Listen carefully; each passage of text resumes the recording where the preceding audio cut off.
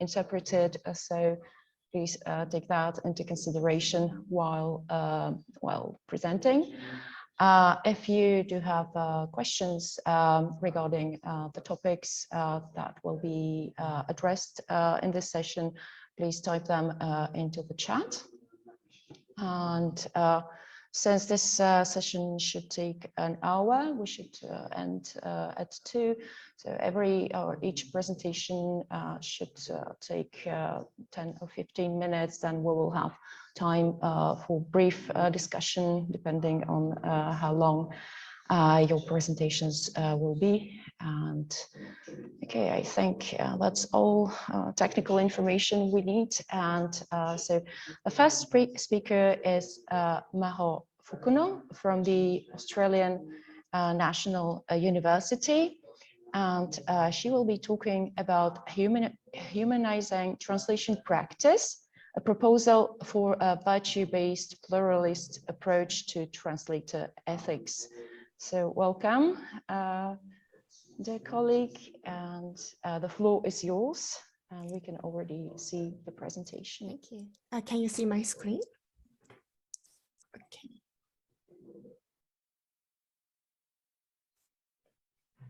Okay. And can you hear me fine? We can't hear you. Okay. No. Yeah, we can hear you. Oh, okay. Right. Okay. Right. Yeah, we can see the screen and can hear you as well. Just a second. Well? Yep. I will wait. Okay. Okay. Yes. Yeah. Okay. Thank you, Ivana, for the introduction. Okay. Yeah. Good afternoon. Thank you so much for having me here. Today, I will propose an approach to translator ethics, specifically proposing a virtue-based intercultural approach.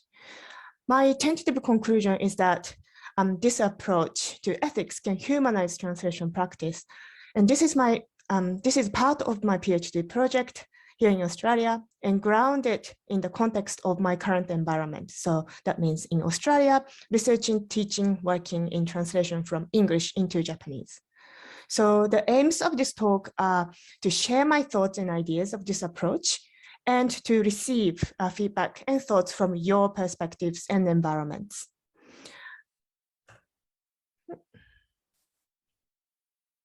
Sorry.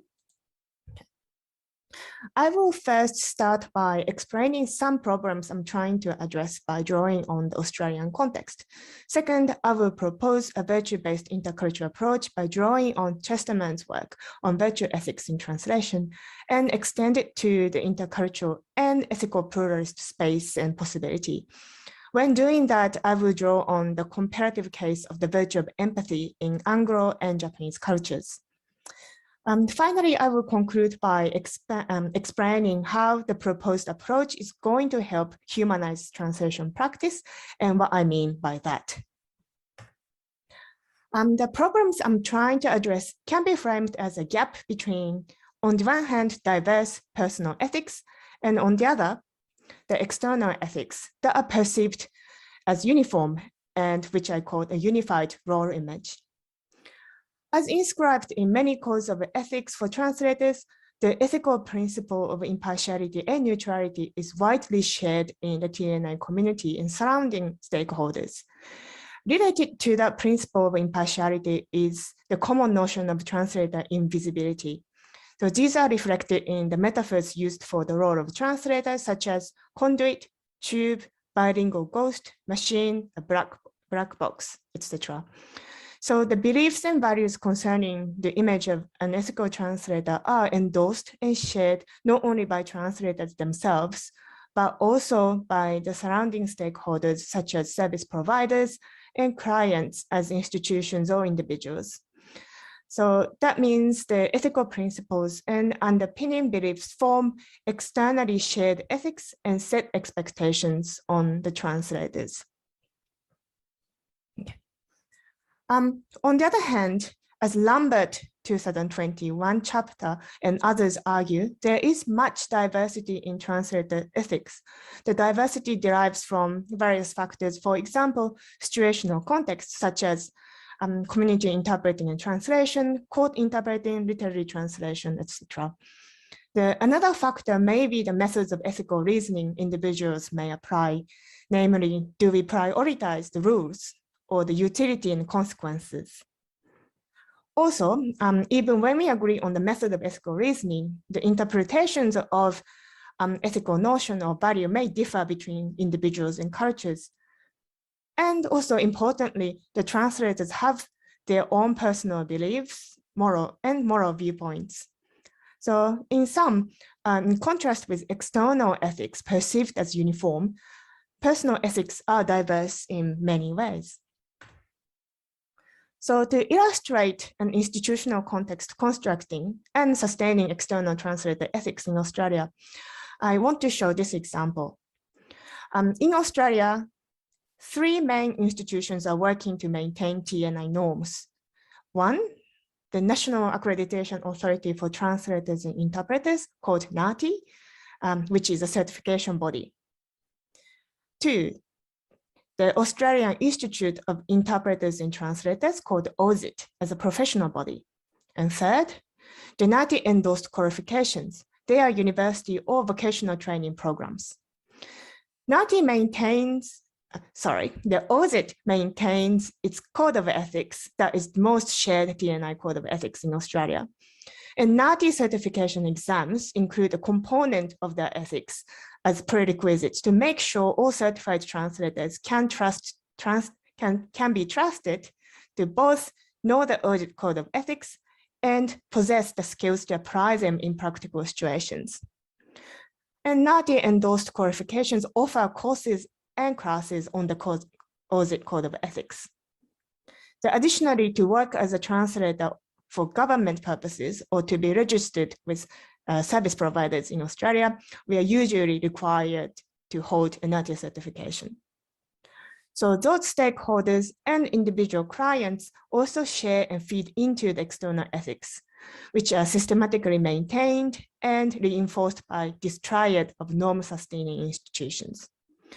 So through this institutional context, the external translator ethics continue to be perceived as unified and uniform, which underlines the stability of the field and trust in translators. On the contrary, in the box plot I present here, the responses to my questionnaire showed that the NATI certified translators have more diverse attitudes towards translators' impartiality than non-NATI certified translators. In this questionnaire, I asked the 2 groups, certified and non-certified, to indicate their extent of agreement or disagreement with the statements concerning translators' roles. Also, listening to translators' voices highlights the diversity of their interpretations of ethical roles as a translator. These are the extracts from the interviews I conducted with 2 NATI certified translators for my project. The first account by Eiko, an in-house translator. She undertook the postgraduate training for NATI certification, and through that training, she was taught to be as neutral as possible. So she uses the metaphor of kuroko to describe the role of a translator. The kuroko appear on stage in kabuki, a form of Japanese performing arts. They wear a black dress and hood, and their role is to help the translators on the stage, like adjusting their dress or passing props. They are there on the stage, actually, but there is agreement with the audience that they are invisible. At the same time, Eiko perceived the training she received as posing some constraints in producing a translation appropriate for a real life situation. For example, when her boss told her that she's not only a translator and interpreter, but she needs to be a facilitator. Or when she makes an adjustment as to how, or when she has to think about how her translation and interpreting can lead to actual customer satisfaction of the company she works for. The second account is by Yumi, a freelance translator. This is an extract from her retrospective account after she completed the translation task for my project. She said for a particular textual choice, she judged that the broader flow of society and what she thinks is important, namely her own values, are more important than her neutrality as a translator. So the gap between uniform external ethics and diverse personal ethics can create several interrelated problems, creating an illusion of the impartial, neutral, value-free, and therefore invisible translator. This may help the TNI field and translators build trust and promise on their value and quality with their clients. But if the role image is an illusion, are we breaking those expectations and promises? As reflected in the accounts by Eiko and Yumi, the translators are conscious of dilemmas between externally shared translator ethics and personal ethics, including their values and professional judgment. And they individually grapple with them. But this ethical grappling is not well documented or acknowledged in academia or in the field. Then, how then can we approach the problems and give a framework to conceptualize the ethical thinking these translators engage in between personal and external ethics? As a basis for my proposed approach to these problems, I draw on Virtual Ethics in Translation by Andrew Chesterman. Chesterman's work draws on the notions of virtues and practice by Alasdair MacIntyre. The virtue ethics, especially as reintroduced by MacIntyre, ground its theory on the narrative view of the self. So in this view, the conversation, actions, and practice are considered as enacted narratives and the self as their authors. Therefore, the unity and coherence of our life is the unity of our narrative, a narrative of a quest, the quest for our telos, namely the conception of good goals. And our quest is perceived as a learning process through coping with problems. So in this quest, our moral identity as an individual is situated in communities, societies, and historical context, as any narrative has its socio-cultural and historical contexts and roots. In this narrative view that connects the self to the society and to the continuous quest of learning, virtues are defined as, in his words, those dispositions which will not only sustain practices and enable us to achieve the goods internal to practices, in this case translation, but also sustain us in the relevant kind of quest for the good by enabling us to overcome the harms, dangers, temptations, and distractions which we encounter, and which will furnish us with increasing self-knowledge and increasing knowledge of the good. So a theory of virtue ethics gives us the framework to situate personal ethics in a continuum to external ethics. And let us keep learning and self-cultivating as a human agent through the practice of translation. So the virtues as moral dispositions do not give us pre-made solutions, but equip us to overcome problems situation by situation while increasing and using our knowledge of the good practice and beyond the good life. By drawing on virtue theory, the Chesterman proposes the hieronymic oath of translators, which includes the virtues of commitment, loyalty, understanding, truth, clarity, and so forth. The virtue ethics bridges between the self and the social, and it can reconcile personal ethics and external ethics. But then another question emerges: diversity in a virtue. So Chesterman discusses diverse interpretations of the virtue of fidelity and loyalty in translation. And as I mentioned earlier, the diversity in interpretations can emerge from social and cultural and individual differences. The translator is situated in an intercultural position, which is the case. But as Lambert argues, a translator is intercultural, but rather for that reason, partly, the translator is not value-free. So we have our own worldviews and understandings of moral values. How then can we approach the diversity in a virtue? Here, I want to present the case of cultural diversity in thinking when we are thinking about the virtue of empathy. The virtue of empathy in Anglo culture is commonly glossed as omoiyari in Japanese without much controversy. But when we are speaking of empathy and omoiyari, are we talking about the same thing? In fact, these have important differences. As you can see here, both empathy and omoiyari denote an ability to understand another person's feeling, but omoiyari includes the ability to understand another person's unsaid feelings, wants, and thoughts as well, and do actual things for the person based on the intuitive understanding. The virtue of empathy or compassion is recently more valued in community interpreting and translation in research and practice, both in English and Japanese. But when we talk about empathy, what a translator in Japan considered to be empathy as a reflection of omoiyari might be different from what the translator valuing English empathy is thinking of. So consequently, these virtues, which may be considered the same or very similar, could lead to quite different actions. So this example shows that the potentially overlooked cultural diversity in how we understand a moral value could lead to different forms of practice, and also how differently those practices are evaluated in terms of their ethicality.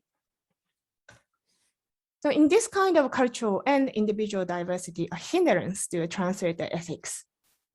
So to approach the diversity in virtues, I propose the ethical pluralism as defined by Charles Taylor. The Taylor proposes ethical pluralism to transcend moral relativism and the rule and principle-based ethics that abstract moral differences. So his pluralism is the model to look at how people can associate and be bonded in difference. Rather than viewing the difference as something we should reduce into a unified rule or principle, the difference is considered to enrich each other's perspective and lead people to greater achievement and capacity that we can individually attain.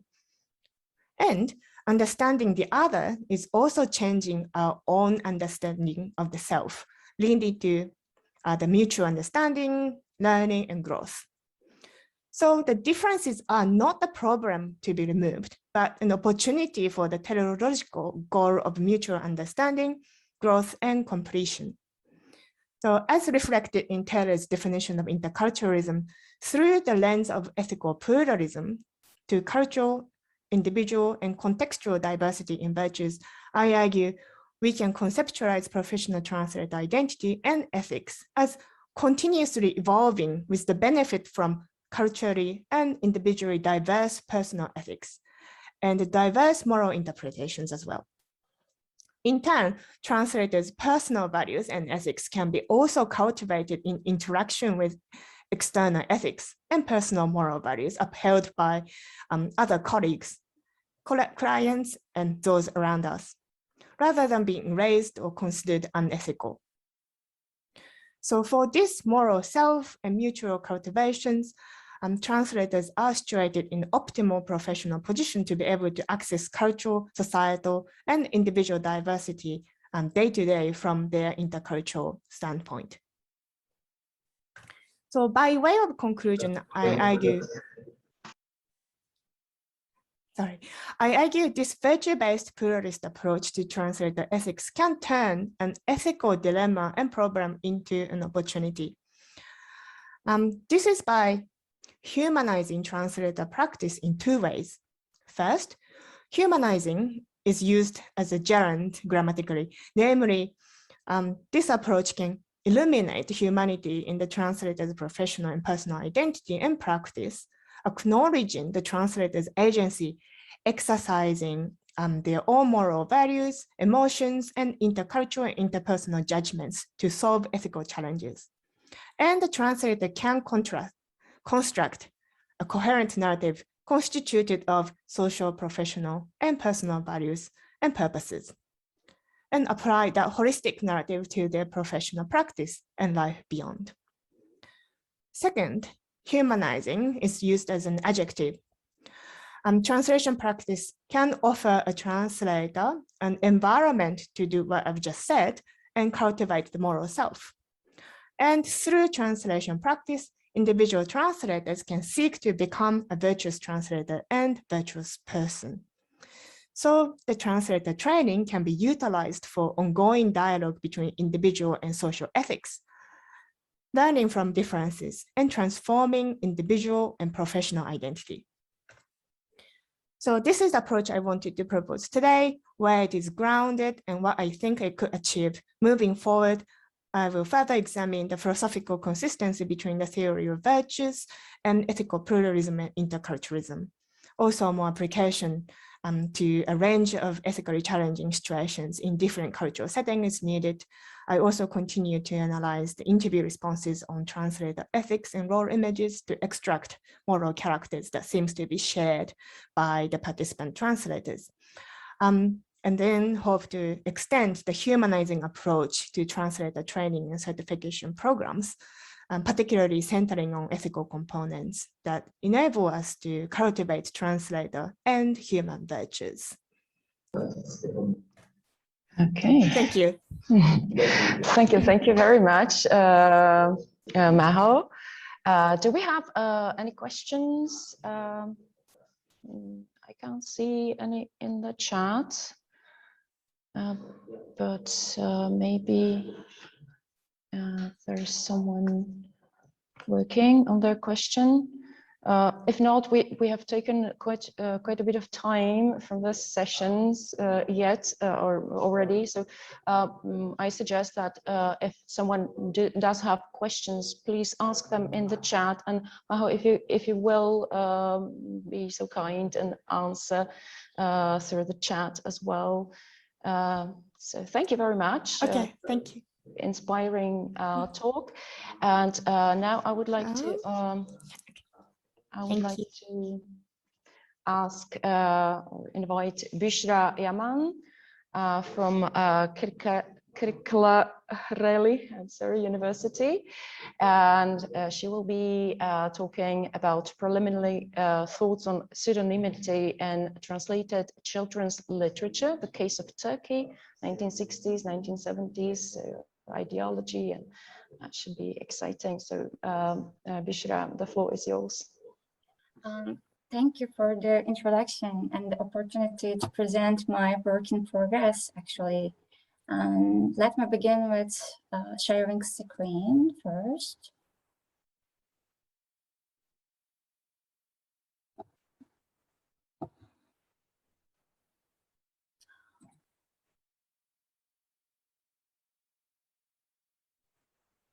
Okay, everything is fine right now, I guess. Yes. Okay. Actually,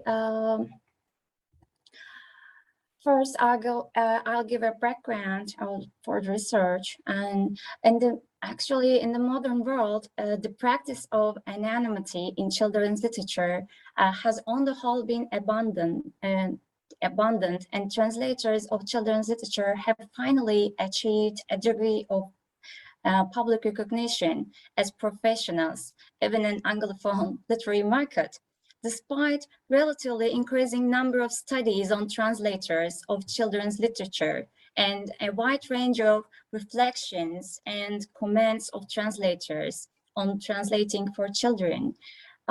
Translators of children's literature through history remain less studied and need to be explored and to be discussed truly. Today, I will present my preliminary findings on the use of pseudonyms in translated children's literature between 1970 and 1980 in Turkey, which contributes to the dimension of rehumanizing perspective of translation studies on children's literature, I believe. Pseudonym is defined as a form of anonymity, taking various forms such as nickname, the name of a fictional character, or another proper name that might cross gender, national, political, or professional boundaries. In the whole history of literature, pseudonyms in children's,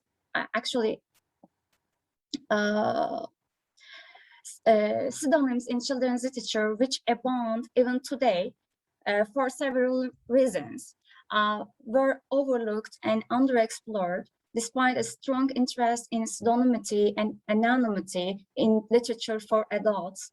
As for translated children's literature, this subject draws lesser attention of translation scholars, one can observe.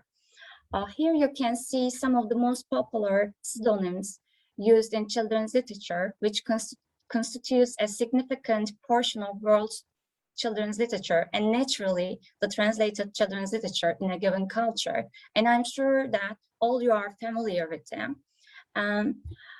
And now, before I present the case studies, I will provide a rough sketch of contextual setting in which the issues of anonymity and pseudonymity in Turkish language literature and its pertinence to children's literature are tackled. There is actually little doubt that relaxed attitude towards literary provenance in Republican Turkey was part of the Ottoman cultural heritage.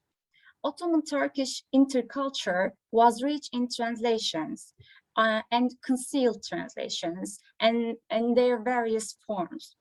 In her 2002 article, exploring the time and culture-bound nature of terms denoting translation in modern Ottoman Turkish, Salih Apakar notes that Ottoman poet translators used paratextual markers to indicate the status of some texts as translations, and that other texts were not marked in a way, and their status as translations was only disclosed through the discovery of intertextual sources.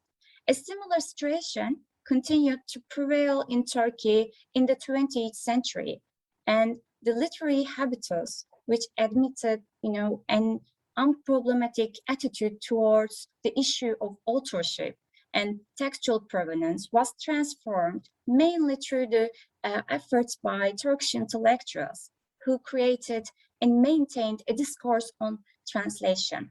This discourse on translation was accompanied by an assumed priority of, assumed superiority of the source text and source author over translation and translator, and the importance of importing the Western literary canon into Turkey, as argued by another translation scholar, Şehnaz Tahir Gürçağlar. Despite these efforts, the borders between translation and original writing remained blurred well into the 20th century. However, there was a marked difference between the fields of canonical and popular literature to which children's literature belonged to, in terms of the view of translation. In canonical literature, the Western paradigm of authorship appears to have established itself earlier, although even here, extreme cases of appropriation were not uncommon until a few decades ago. As of the 70s in Turkey, the decade witnessed the proliferation of publishing houses and its children's book series because of the increasing rate of schooling and urban population. In a bipolar world, one can see different ideological groups such as leftists, Islamists, and nationalists, and their engagement with literature for adults and children in Turkey. There were also a popular publishing line which prioritized reading for pleasure for children. The decade was marked with the establishing process of children's literature as a separate and modern literary field in Turkey. So the majority of translators and writers for children during the period were already established writers and translators for adults. I would like to note that there was no seemingly literary convention in the design of children's books during this period. In other words, the properties of a children's book, such as front or back cover, title page, blurb, etc., were still in progress. I compiled a bibliography on translated and indigenous children's literature books published between 70s and 80s in Turkey in order to, observe publishing and translation practices for children as a part of my PhD. I didn't include the school textbooks, anthologies, dictionaries, and or other school reading materials in the bibliography. And it showed that there were many instances of pseudonyms in literature for children, and a substantial portion of the indigenous and translated children's books was anonymous, even in the 70s. Between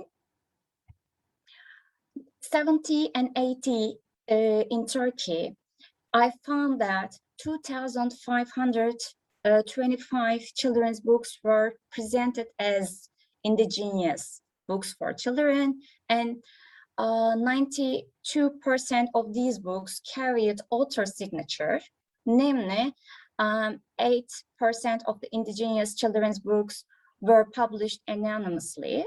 Under the category of translation, there were 1,747 children's books, and 25% of these books were published anonymously. The reason why these books were categorized under translation was that the titles such as Heidi, Snow White, Smurfs, Pink Panther, etc. Implied a marked transfer from a different culture. The common feature between the anonymity in both translated and indigenous children's books is the books for younger children, whose page number extends, from 8 to 42. Nearly all of these books were Western classics, fairy tales, and fables. When taking a close look at the translated children's literature, 92% of them carried either translator name or author name, and 85% of them carried translator signature, which makes the translators of children's literature visible. So when comparing the translated and indigenous children's books in terms of anonymity, it seems that there wasn't a marked differentiation, which suggests a similar treatment of both indigenous and translated children's literature in Turkish literary field. It might be seen that the pseudonyms were prevalent among authors and translators in translated children's literature during the period in question.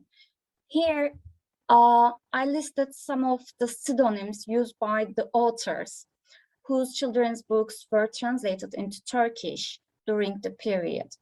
And now you see the pseudonyms used by translators and authors in children's books during the period. The red ones signify the pseudonyms of the translators, and the black ones signify the pseudonyms of Turkish writers producing indigenous children's books. All pseudonyms are male proper names and in line with the gender of the translators and the writers, except for Hasan Latif Sarıyüce at the bottom of the slide, who used a female name in his children's books. The pseudonyms, including uncle, grandpa, and grandma, were found in fairy tales, fables, and short stories for younger children, especially preschool or school-age children, both in translated and indigenous children's books. There were also several translators using initials in their translations of children's books. Now I will present my initial observations on the motives of using pseudonyms in translated children's books as case study. Firstly, I focus on the pseudonym Muzaffer Reşit used by Yaşar Nabi, who was a prominent literary figure in Turkish literature and the founder and owner of Varlık Publications since 1946. His pseudonyms appeared His pseudonym appeared in both translations and indigenous children's books, just as his real name. Having looking at the books chronologically, I realized that he started to use his pseudonym in a compilation of jokes and anthology for children, and continued to use his pseudonym in following translations for children published in the series of children's books. On the other hand, he used his real name in some translations, such as Robinson Crusoe and the Swiss Family Robinson, which were first published as a book for public, not specifically for children, in the 1940s and 50s, before Warlock Publications launched a separate children's book series. The fact that he used his pseudonym even in a translated book for adults implies that he sought protection from association with particular texts, in this case, children's books. Case 2 is about the pseudonym of a male proper name, Cüneyt Emiroğlu, used by Kadir Mısıroğlu, who was a supporter of Neo-Ottomanism and the owner of Sabil Publishing House, and the pseudonym of Mehmet Mengüç, used by Sedat Yenigün. The pseudonym of Cüneyt Emiroğlu appeared in 2 indigenous children's books and 3 translated children's books, while his real name appeared in 3 indigenous children's books. His publications for children were ideologically motivated and bore the aim to teach children a glorified Islamic and Ottoman past of the Republic of Turkey. However, during the decade, his publishing house and publishing activities for children and adults were too limited and held a marginal position in the literary field in Turkey. Yet, for the next decades, he would thrive on.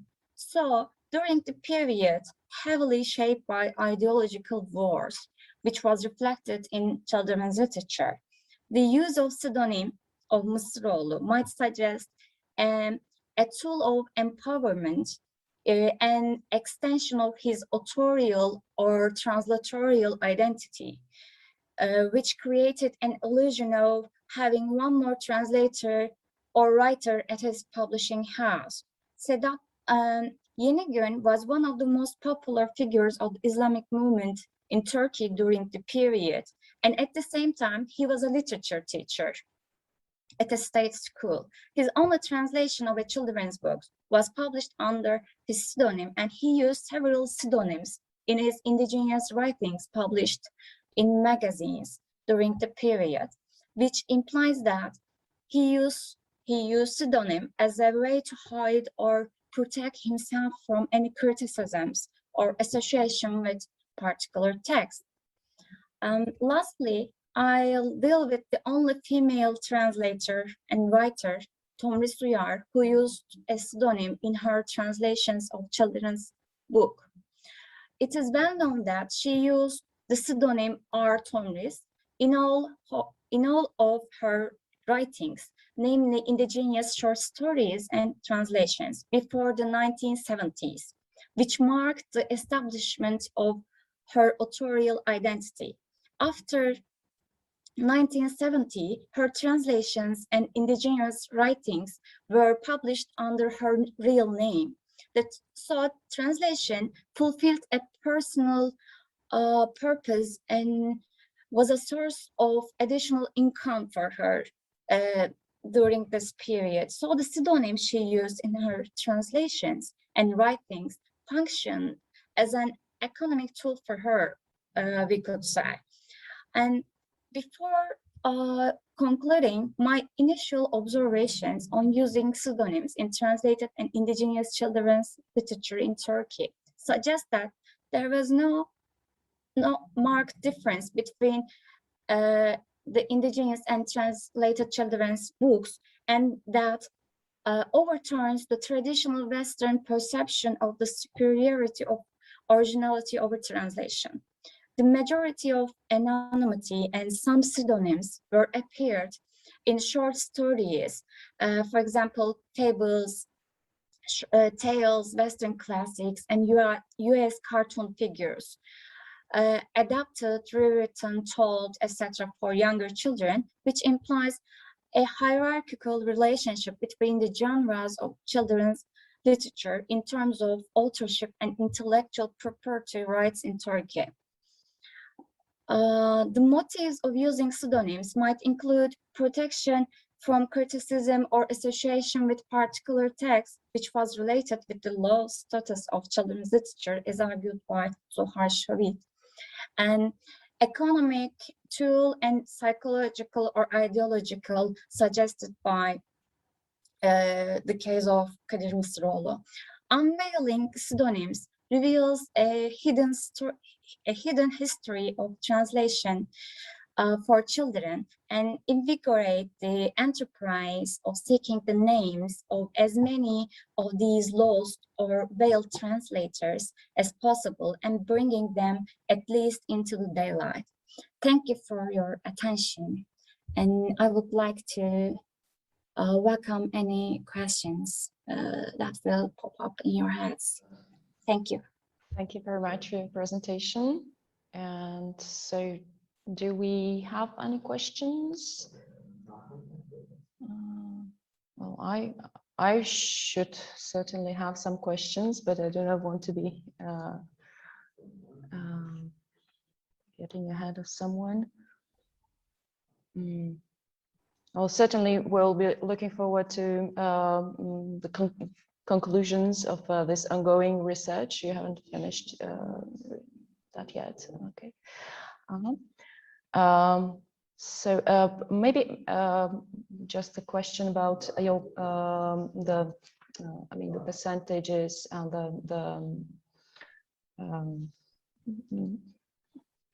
what you were showing us. Okay, sorry.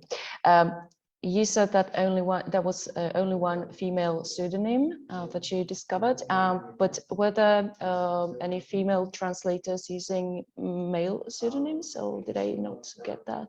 Thank you. It's a good question. Actually, during this period, there were many female translators translating for children, but their translations were published under their real name, real names, not using pseudonyms or any male pseudonyms, something like that. But it is interesting to see that the majority of male translators or authors translating for children, used pseudonyms in this field. It is really interesting to observe this phenomenon, but not the pseudonyms are, were not preferred by women translators or writers. Okay, that's interesting. Maybe some kind of distancing strategy, like translating is not my main field. Some of those male, just a thought. Okay, so I can't see any questions from audience, and we're really running late. So if you do have questions, please do write them in the chat. And Büşra, if I can ask you to answer that if you have the time. Thank you very much again. And now I would like to introduce the third speaker in this session, and that's Arben Shala from Charles University. Hello. Hello, hello. And the title of Arben's presentation is Police Language Assistance, the Little Hinges That Swing Big Doors or Not, we'll see. So the floor is yours. Thank you very much. Hello, everyone. Just a sec, okay. My presentation today is about police language assistance, the little hinges that swing big doors or not. When I said this, I meant that about language assistance in police missions, namely in the former Yugoslavia and specifically in Kosovo. Police missions, peacekeeping has a history, although it might seem a novelty. It's only in the 1960s that there was a large-scale operation that involved police in Congo. And then there was nothing until, or at least the mission in Cyprus, until 1990s when the dissolution of Slovakia began, and there were several missions, and then the last one was UNMIK that was succeeded by ULEX. Parallel, there was also a military mission or KFOR. Okay, of course it does not interest. It's not interesting for us, this police part, but of course they do need language assistance to help them in communication with their local parties. So this presentation is a result of several analysis of several interviews recorded in the period between 2018 and 2021. There were several long semi-structured interviews, IPOs. IPO stands for International Police Officers. There were 8 interviews plus 1 international judge. That is approximately 9 hours.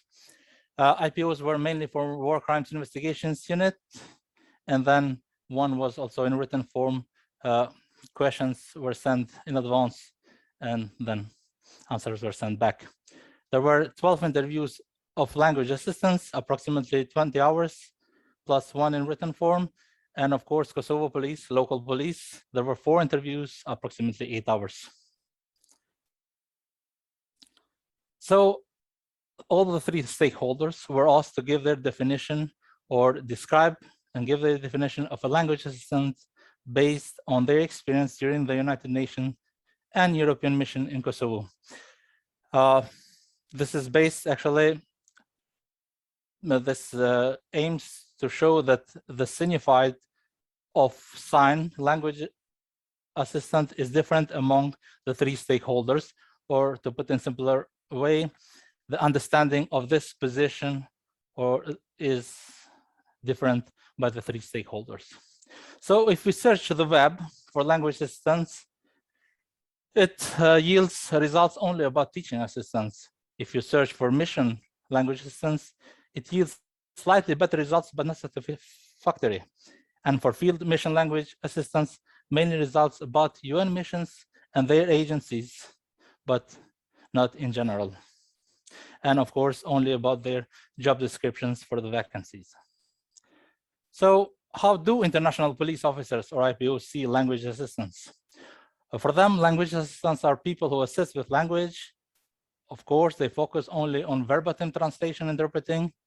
And for them, verbatim translation makes an international feel safe, whatever that means. Many of them see a language assistant as a colleague, also a bridge, a reliable mediator, and public relation officer. But trust has been highlighted in many books of literature dealing with this case, and is, for them, trust is crucial in this kind of work with police. They also describe Nalay as an important person when dealing with local people, who is aware of cultural and religious diversity, and he also they consider him or her as a team player. But because many IPOs come in a mission and they see it's some kind of form of tourism or a way to get easy money, sometimes the LA language assistants had to play the role of junior police officers. They took statements, they interviewed people, and much police, let's say, work. This was their justification was that they know cases better than actual IPOs because they've been here for a long time. There's a rotation of IPOs, and it turned out that several IPOs thought that that language assistants were better investigator than actual IPOs. And additionally, a good language assistant knows exactly what to do and what to translate.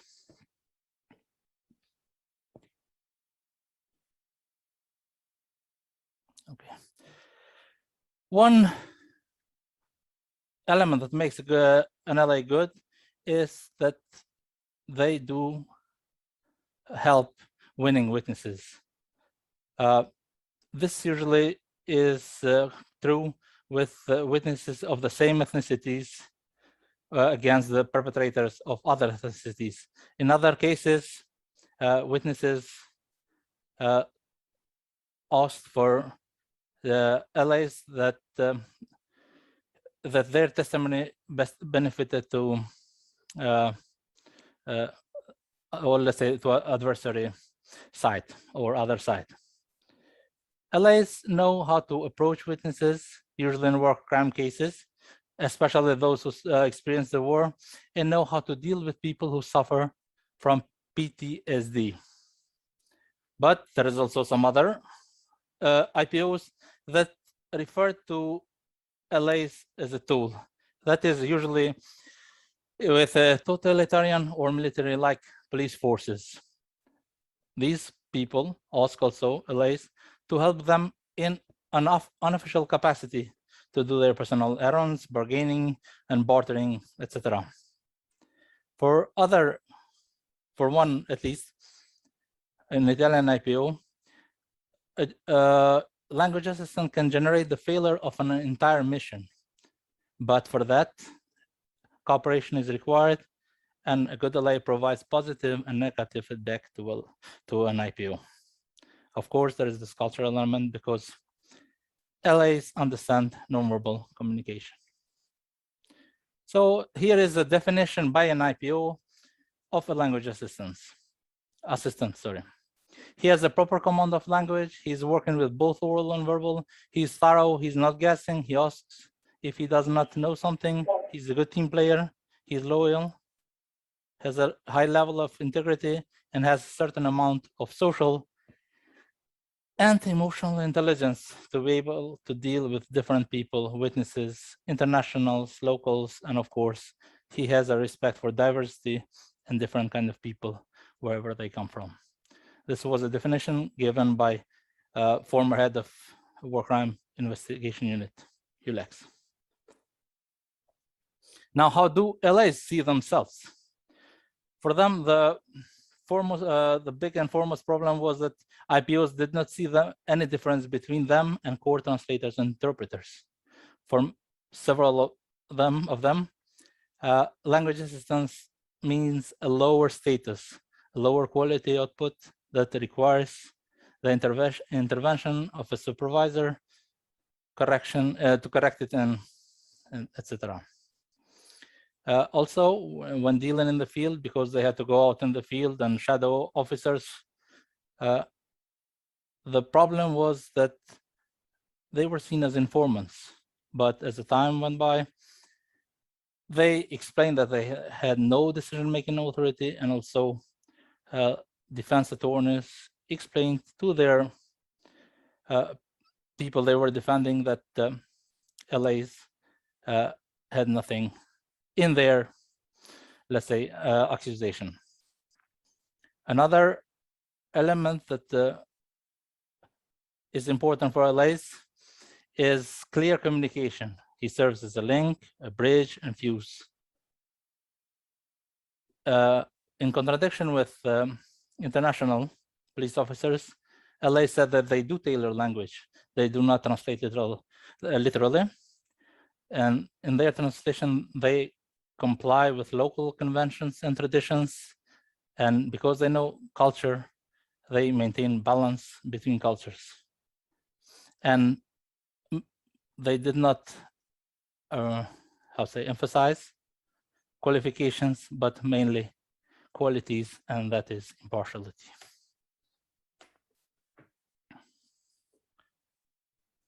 An asset, let's say, or an additional element for LAs is that they have knowledge of the area, of people, of cases, because, as I said before, frequent rotation of IPOs. The same as internationals, they help with witnesses and PSCD, and they serve as culture consultant. They also are provider of pragmatic information like accommodation, inform newcomers about duty station policies and procedures, and in-house work routine, also with computers and proofreading, drafting reports, etc. They also did some administrative work, and of course, they did the work that was meant to do by specialized officers like lawful interception and decoding the intercepted material, and also some specific speech in certain areas. They also conducted web search related to suspects, witnesses, etc. Anything investigator needed, let's say. And of course, they were targeted by APOs and KPs when anything wrong or was thought to be missing in the communication. Now let's see a definition by a language assistant. From my experience with missions, I have learned that missions seek persons with integrity who are trustworthy, knowledgeable in their profession, and willing to work in a multicultural setting. It was Ramadani in LA. Now let's move to Kosovo police. How do they see LAs? They, like IPOs and LAs themselves, they see them as bridging communication. They focus on literal translation or interpreting, let's say, without embellishing. They do not consider him a colleague, but for them, he or she must maintain a good posture and decency. They also considered him as a language teaching assistant because during late hours, especially night shifts, and also when in the field, when working together, they taught them English, and also served as a cultural information provider about IPOs to KPs, because there were many IPOs, many different cultures, many different religions, and LAs explain them just to be, let's say, not to get any culture clash or anything. KPs see them in the LAs in form of, or addressed, let's say, as right-hand people. Right-hand in the religious meaning, that means people who can empower someone and whose let's say success depended on how LAs describe them or introduce them in front of the IPOs. And of course, they, as people who could hamper their promotion prospects. But there were also some that looked down on KPs, filed false reports against them, skipped work, or became involved too much with cases. They were not attentive to details. They were less professionals, subjugated, and sided with IPOs. So basically, these are this kind of people that KP did not like, and they were, I'll say, refer them as right hand, but used in the wrong way. Additionally, as I mentioned before, they see LAs as trainer to KPs, could draft reports, fill forms, and took statements and assisted with computers. They also proofread, because while translating their reports, they check them and advise them about any potential error or mistakes. Impartiality is also what KP wanted from LAs, and additional work. They provided logistic support. They drove them to certain locations using international mission scholars.